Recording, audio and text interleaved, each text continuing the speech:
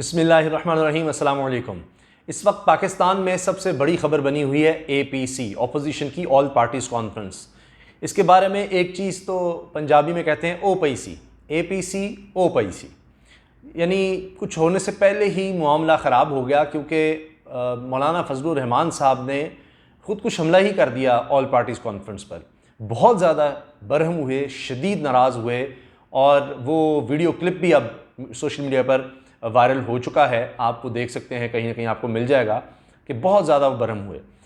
क्या ऐसा मौलाना फजलुर रहमान साहब ने कह दिया है कि इसकी वजह से मैं कह रहा हूँ कि उन्होंने खुद कुछ हमला किया है ऑल पार्टीज़ कॉन्फ्रेंस पर, और इतना नाराज़ क्यों हुए, इस हवाले से हम बात करेंगे। दूसरी अहम तरीन चीज़, मरियम, शहबाज, जरदारी गिरफ्तारी।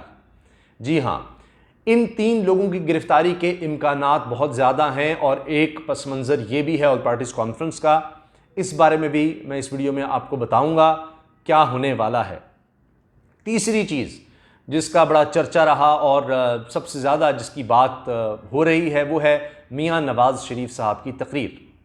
उन्होंने जिस तरह मुसलसल फ़ौज को टारगेट रखा है, इस्टेब्लिशमेंट के ख़िलाफ़ बात की है, और वो कह रहे हैं कि जी इमरान खान तो हमारा टारगेट ही नहीं है, हमारा टारगेट है जी जो लोग इनको लेकर आए।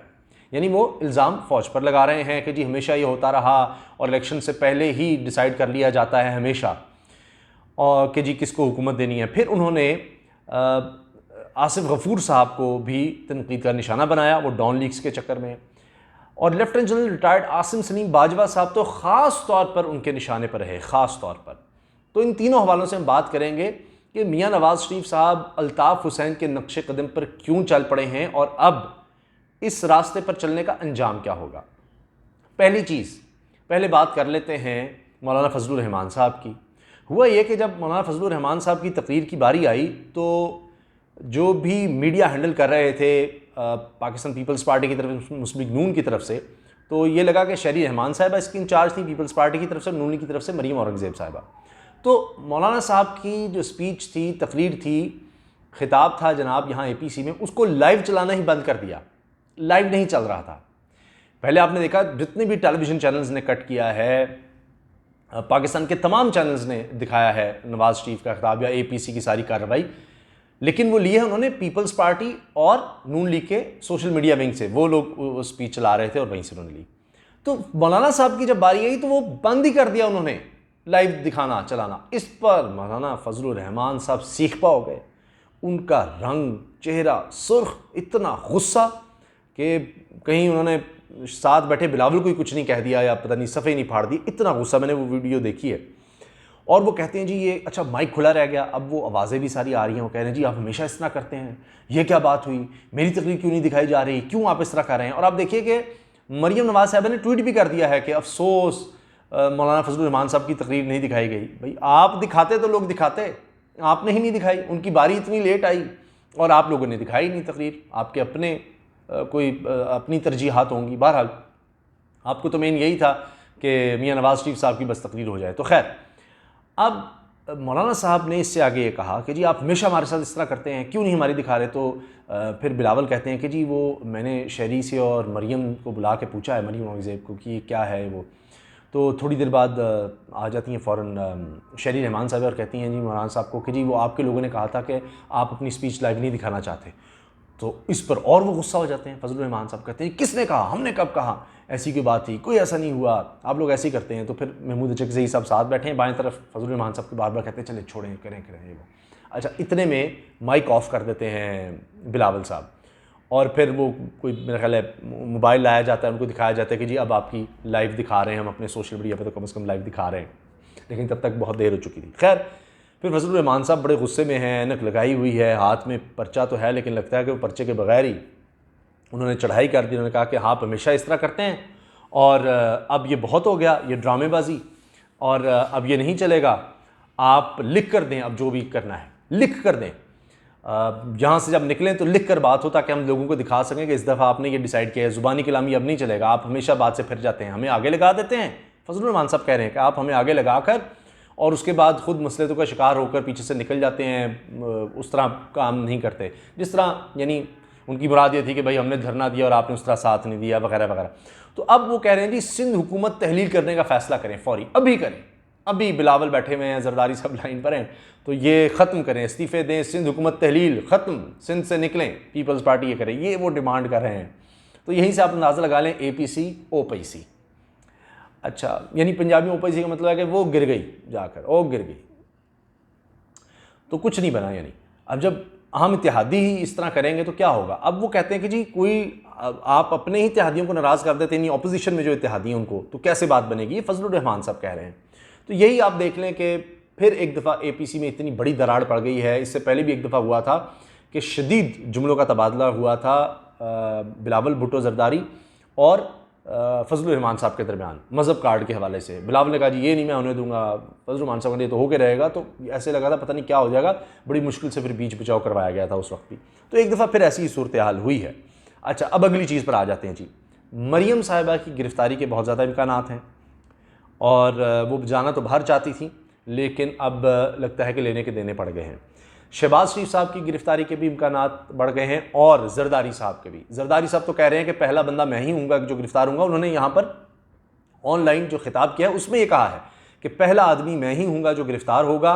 और फजलुर रहमान साहब हमेशा मेरे साथ ये करते हैं कि आगे लगा देते हैं और उसके बाद फिर पूछते तक नहीं, यानी खुद गिरफ्तार नहीं होते, हमें गिरफ्तारियाँ देनी पड़ती हैं, हम गिरफ्तार होते रहते हैं, फजलुर रहमान साहब मज़े करते रहते हैं। तो ये उनकी गालिबन उस बात का मतलब था। और आगे फिर ये भी उन्होंने कहा कि जी अब मैं जब जेल जाऊंगा तो फजलुर रहमान साहब से मैं उम्मीद रखता हूं कि मुझे मिलने तो कम अज़ कम आएंगे। ये आसिफ जरदारी साहब का बयान है कि फजलुर रहमान कम अज़ कम मुझसे मिलने तो आएंगे। तो ये एक दूसरे से गिले शिकवे हो रहे हैं वहाँ बैठे हुए भी। तो एक फोकस नज़र नहीं आ रहा कि करना क्या है। हाँ, अगर तो और इन्होंने उस तरह से बरह रास्त किसी ने हमला नहीं किया। ये कहा जी जमहूरियत को चलने नहीं दिया जाता, सिलेक्टेड वज़ीर आज़म है, जमहूरियत होनी चाहिए, जमहूरियत के लिए काम नहीं करने दिया जाता, तसलसल होना चाहिए, सब बातें हुई। लेकिन सबसे जो अहम रहा, अगर यानी फोकस ही रखना है आपने, तो वो था मियाँ नवाज़ शरीफ साहब का खिताब। मियाँ नवाज़ शरीफ साहब ने तो सिर्फ़ और सिर्फ इदारों को लताड़ा है, उनको कोई भी इदारा ठीक नहीं लगता। उन्होंने कहा कि जी इलेक्शन कमीशन बिल्कुल ही जो उन्होंने बनाया, अब वो कह रहे हैं जी इन्होंने इलेक्शन ही ठीक नहीं करा है, सारा कुछ तबाह हुआ, ये सारा कुछ पहले से डिसाइडेड था। नैब के ख़िलाफ़ वो बोले वही नैब जो उन्होंने बनाया, यानी जो चीज़ उन्होंने की उसी के ख़िलाफ़ वो बोलते रहे हैं। अच्छा, फिर CPEC अथॉरिटी के चेयरमैन के ख़िलाफ़ वो बोले हैं और आसिम सलीम बाजवा साहब के हवाले से उन्होंने कहा जी इतनी दौलत, इतने बड़े आज़मों में दौलत फैली हुई है, इतना पैसा इनके पास, इनके ख़ानदान में इतना पैसा कहाँ से आ गया, ये कैसे इन्होंने छुपाया हुआ था, अब ये सब चीज़ें सामने आ गई हैं। मैं हैरान था कि मियाँ साहब ये सब कैसे कह रहे हैं, क्योंकि उनकी इससे कहीं ज़्यादा दौलत है और कई इससे भी ज़्यादा मुल्कों में फैली हुई है। और वो तो अदालत से जाकर सारा मामला साबित हुआ कि कोई मनी ट्रेल कोई कुछ नहीं। तो आसिम सलीम बाजवा साहब को भी अगर आप ले जाना चाहते हैं जाएँ अदालत, और अगर आप उनके जवाब से मुतमईन नहीं है तो। और फिर जिस तरह से ये चीज़ें सामने आई हैं, वो गठजोड़ तो वो खुरा फिर नून लीग के करीब निकलता है। मैं अपनी एक वीडियो में इसका जिक्र कर चुका हूँ, आप वो देख सकते हैं, वो फिर वरना बात लंबी हो जाएगी। इसके अलावा उन्होंने जनरल आसिफ गफूर साहब को भी नहीं छोड़ा और कहा जी कि जी वो हमने बात कही कि जी दोस्त ममालिक भी, इंटरनेशनली भी हम पर दबाव आ रहा है, तो एक मातहत इदारे का आदमी ट्वीट कर देता है जी रिजेक्टेड। तो ये उन्होंने कहा। लेकिन मसला ये था, ये बात नहीं थी कि जो वो वहाँ पर नेशनल सिक्योरिटी इश्यूज़ डिस्कस हो रहे थे उनको अखबार में बाहर लाकर छापना, ये मुल्क की जगहसाई करना, ये था असल में डॉन लीक्स। जो अंदर बातें हो रही थी अंदर तक रहनी चाहिए थी। तो बहरहाल ये एक अलग किस्सा है। तो मियाँ साहब अब नज़र आ रहा है कि वो अल्ताफ़ हुसैन के नक्शे कदम पर चलना शुरू हो गए हैं। वही रास्ता, इदारों के ख़िलाफ़ बात करना, इदारों को कमज़ोर करने की कोशिश करना।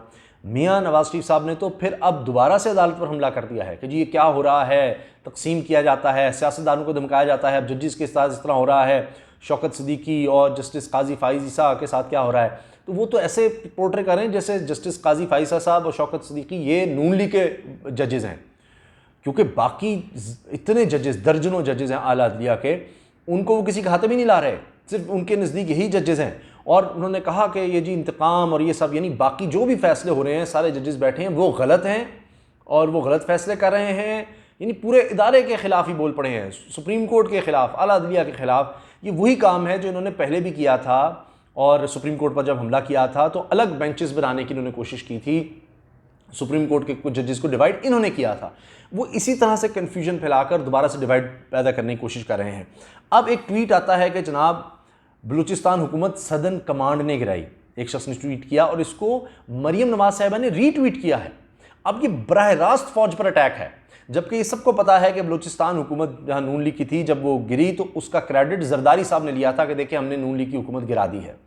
ये सब पर वाजे है और वो क्रेडिट लेते रहते हैं। उसके बावजूद हर जगह फौज को इन्वॉल्व करना, फिर ये जब वो कहते हैं कि जनाब हमेशा इलेक्शन से पहले फैसले हो जाते हैं, तो फिर इसका मतलब है जब भी नून लीग की हुकूमत आई तो पहले ही फैसला हो गया था कि इनको हुकूमत देनी है। पहले अपने पर तो माफ़ी मांगे, अपने किरदार पर तो माफ़ी मांगे। IJI जो बनी उसमें पैसे लिए तो फिर उस पर माफ़ी मांगे, अपने आप को पेश करें कि हाँ सबसे पहले मुझसे आगाज़ करो सज़ा का, कि इस्टेब्लिशमेंट सब मिलकर मैं हुकूमत बनाता रहा हूँ, मैं हुकूमतें गिराता रहा हूँ, मैं आलाकार था। पहले तो सिर्फ ये माने।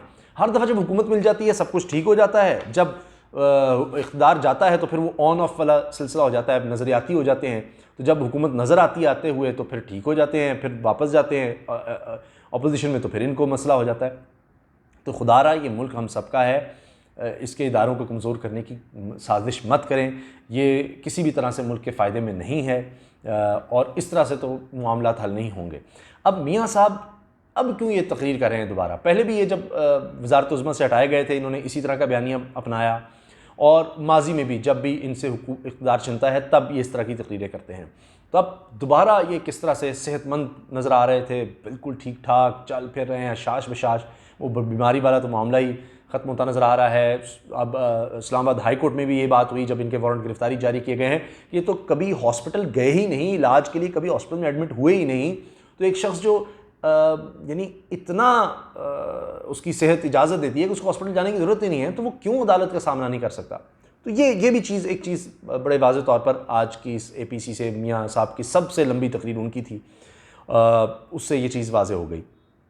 अब मियाँ नवाज़ शरीफ साहब ने ये यकीन दहानी करवा ली हुई है बरतानवी हुकूमत से कि उनको तो किसी भी सूरत पाकिस्तान के हवाले नहीं किया जाएगा। उनके बेटे वहाँ के नेशनल हैं, बहुत इन्फ्लुएंशियल हैं, बरतानिया के अमीर तरीन लोगों में से हैं, और ज़ाहिर है कि उनके ताल्लुकात वहाँ के अहम लोगों से हैं, वहाँ की इस्टेब्लिशमेंट से हैं, वहाँ के बड़े बड़े जो हुकूमत में अहम रोल प्ले करने वाले लोग हैं उनसे हैं। तो किसी भी सूरत मियाँ साहब को तो वो नहीं आने देंगे। तो इस वजह से मियाँ साहब हैं सेफ़, और मियाँ साहब ने इस तरह की तकरीर की है। बाकी जो यहाँ लोग मौजूद हैं उनकी तकरीर में और मियाँ नवाज़ शरीफ साहब की तकरीर में वाज़ेह फ़र्क इस वजह से है।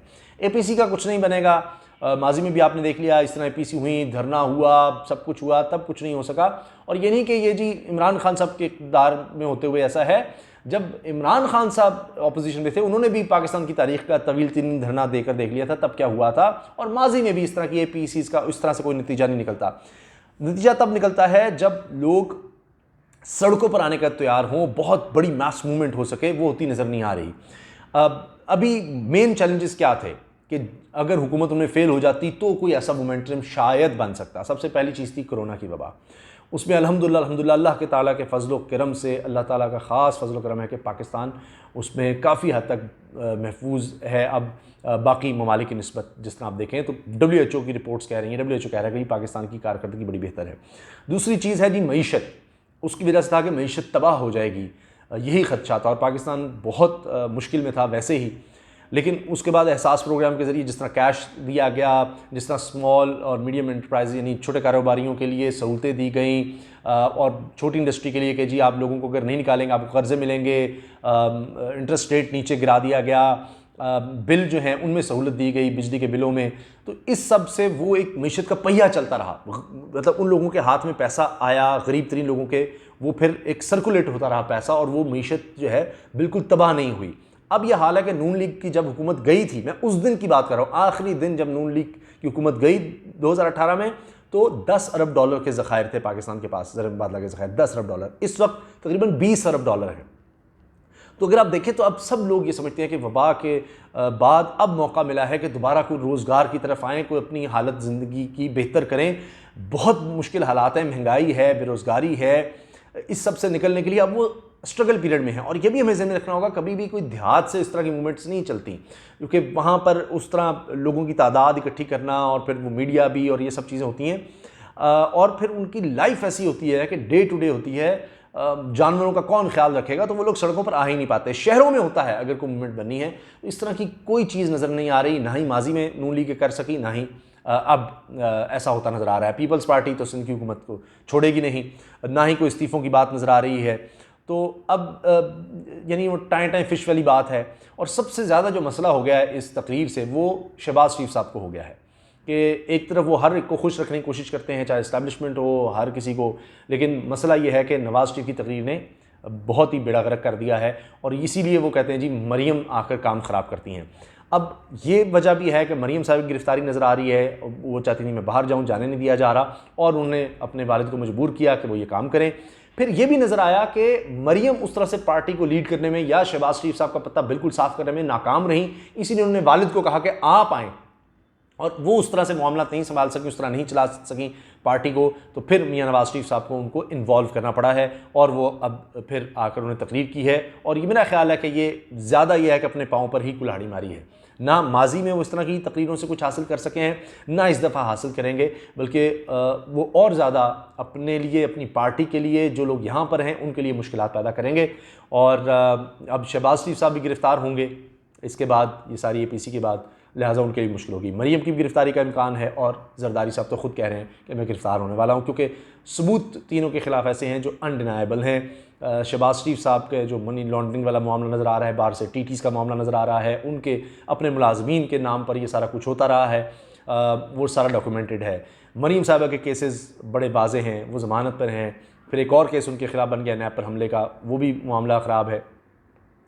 और फिर जरदारी साहब के केसेस, तो शाखाना केस है, वो भी मामला है, वो एडमिट करते हैं कि हुआ है। बस वो बिलावल ने खुद ही कहा है कि चलें जी हमने गाड़ियाँ ली थी, गैर कानूनी तौर पर ले ली थी सरकारी गाड़ियाँ, और तो आप पैसे ले लें, आप पैसे ले लें जो ज़्यादा पैसे बनते हैं, तो वो तो खुद कह रहे हैं, तो ये एडमिशन है। तो बहरहाल ये चंद चीज़ें थीं ऑल पार्टीज़ कॉन्फ्रेंस के हवाले से, मैंने कहा मैं आपसे शेयर कर दूँ। कमेंट्स का मुझे इंतज़ार रहेगा। इजाज़त दीजिए, अल्लाह हाफ़िज़। पाकिस्तान जिंदाबाद।